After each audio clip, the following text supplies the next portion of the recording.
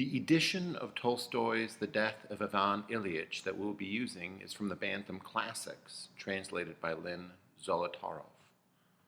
The book contains 12 chapters, and it is told in the form of a flashback of sorts. Chapter 1 opens with the announcement that Ivan Ilyich is dead, made by his colleagues at the Court of Justice, where he was a honcho of sorts.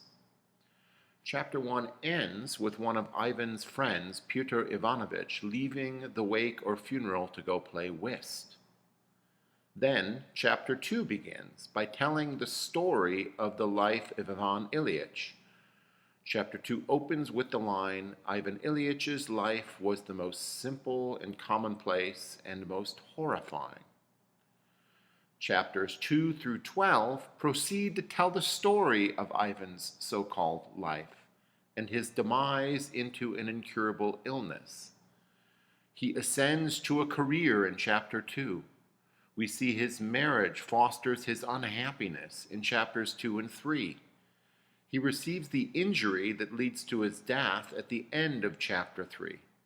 His illness proceeds in Chapters 4 through 12 until, with the very last words of the book and of Chapter 12, Ivan dies. All of this is to say that one could reasonably begin reading the book with Chapter 2 and read through Chapter 12, the death of Ivan, and then proceed to Chapter 1, where at the beginning of the book as such, Ivan's death is announced. That is the chronological ordering of the book. But Tolstoy does not order the book chronologically. He gives us the end at the beginning and then flashes back to tell the story of Ivan's life and death. Chapter 1 is out of order, and that highlights its paramount importance. What do we see in Chapter 1? Well, Chapter 1 is enough to make a man cry if he is not made of sterner stuff. We see in Chapter 1 Ivan's so-called friends react to his death, and hence we get a glimpse of what death means to those who are closest to Ivan. We see how the lawyer friends of Ivan Ilyich react to his death. We see how Ivan's wife reacts to his death. And by what they say about Ivan's death, these characters are telling us what they think of their lives, their relations with their fellow human beings, death as such, and the meaning of it all. We therefore need to focus on Chapter 1.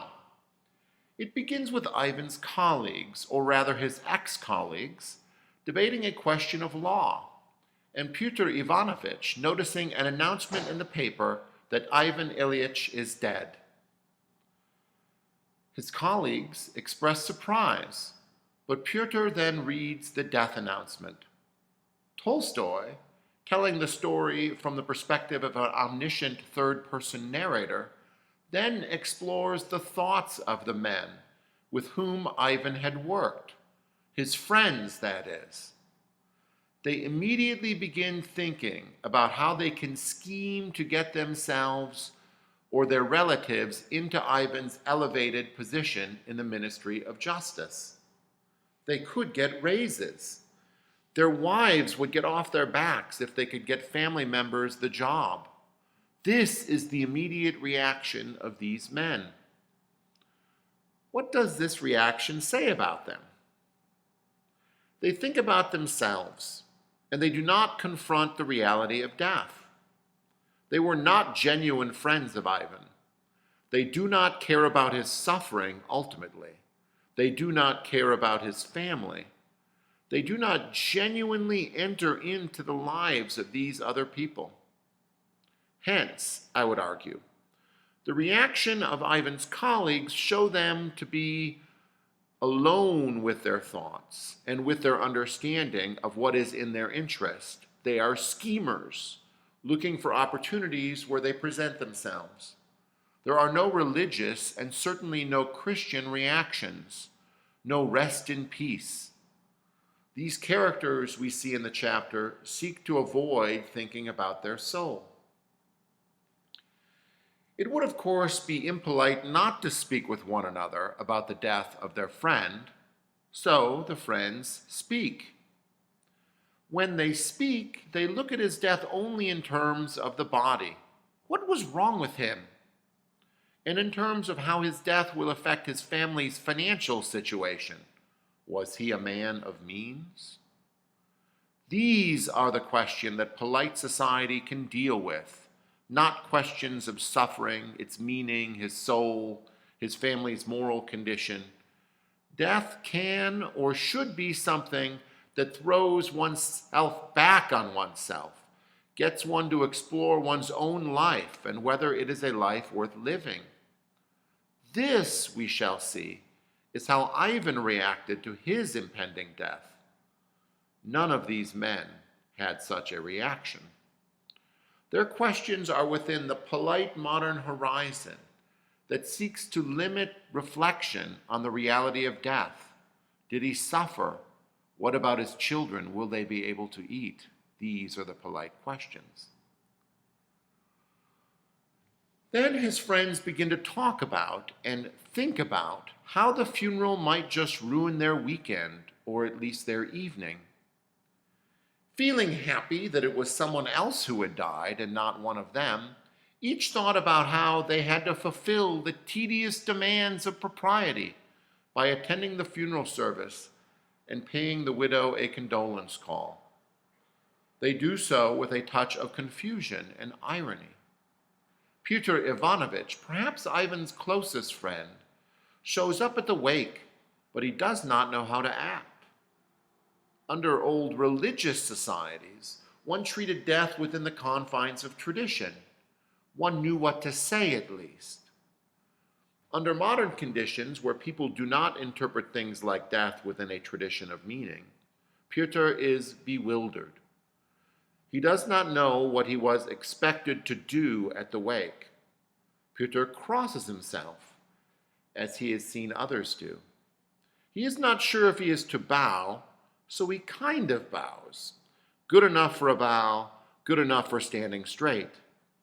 Pyotr looks at the corpse and feels somewhat uncomfortable at Ivan's expression of beauty and significance, at the implied reproach to the living. Pyotr awkwardly crosses himself again and gets ready to leave. But he is stopped ultimately by Ivan's widow, Praskovya Fyodorovna. Praskovya grabs Pyotr's hand and asks to meet with him in a side room as the funeral service gets going.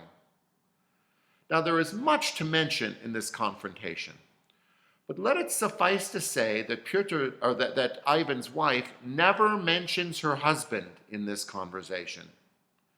She seems as unconcerned about him and his friend as anyone. She regales Pyotr with stories about how Ivan's illness caused her great suffering. I don't know how I bore it, what I've been through. She is handling it well, as we might say, not paying attention to the death and what it is to mean. She has, as she says, distracted herself with the details of Ivan's funeral and estate. Then she gets to the real issue. She is concerned to see if Pyotr can help her get an additional grant for the government in the wake of her husband's death, in addition, that is, to the pension that she has been promised. Pyotr condemns the government for its stinginess, but tells her that it was out of the question. Praskovya got rid of Pyotr immediately upon this answer. He left and goes to his normal Friday night game of whist. And while I have left out some details, thus ends chapter 1. What can we say about the milieu in which Ivan lived? First, it was concerned about propriety. Now, all societies have manners or mores or laws of fashion, but this society is one where the rules of propriety hide the real issues, hide the confrontation with death. Tolstoy's art is going to force we readers into confronting the uncomfortable questions that make up human destiny. Tolstoy is going to lay bare the human situation in some form. This leads to a second observation. Those rules of propriety make it difficult to enter into the lives of other people genuinely. Ivan's friends, and even his wife, they are concerned with their own lives whenever they think of Ivan's death.